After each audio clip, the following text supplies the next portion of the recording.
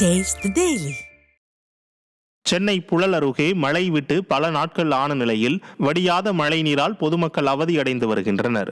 விளாங்காடு பாக்கம் பிரியா நகரில் மழை நின்று பல நாட்கள் ஆகியும் மழைநீர் வடியாமல் ஆங்காங்கே தேங்கி நிற்கிறது.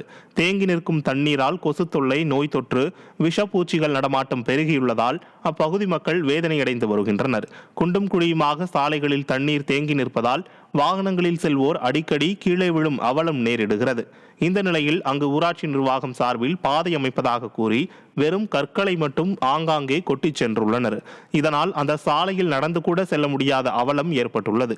இந்த நிலையில் தங்கள் புகார்கள் எதையும் ஸ்டாலின் அரசு அதிகாரிகள் கண்டுகொள்வதில்லை என அப்பகுதி மக்கள் குற்றம் சாட்டுகின்றனர்.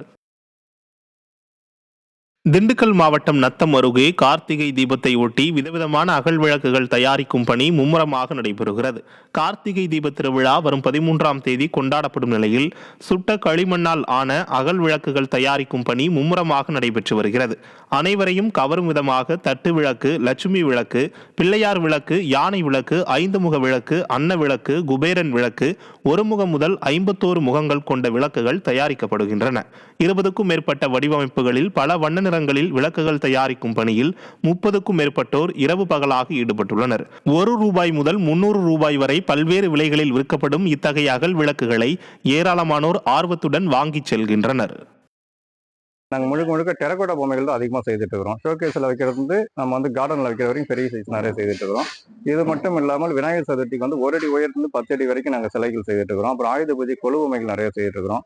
ஆயுத பூஜை முடிஞ்ச உடனே இந்த 3 மாத காலத்தில் பார்த்தீங்கன்னா நாங்கள் அதிக அளவில் விளக்குக்கு நாங்கள் விளக்கு சீசனுக்காக ஃபுல்லாகவே விளக்கு நாங்கள் ரெடி பண்ணிக்கிட்டு இருக்கோம். எல்லை தாண்டி மீன் பிடித்ததாக கைது செய்யப்பட்ட 8 தமிழக மீனவர்களை வரும் 20ஆம் தேதி வரை நீதிமன்ற காவலில் வைக்க இலங்கை நீதிமன்றம் உத்தரவு பிறப்பித்துள்ளது.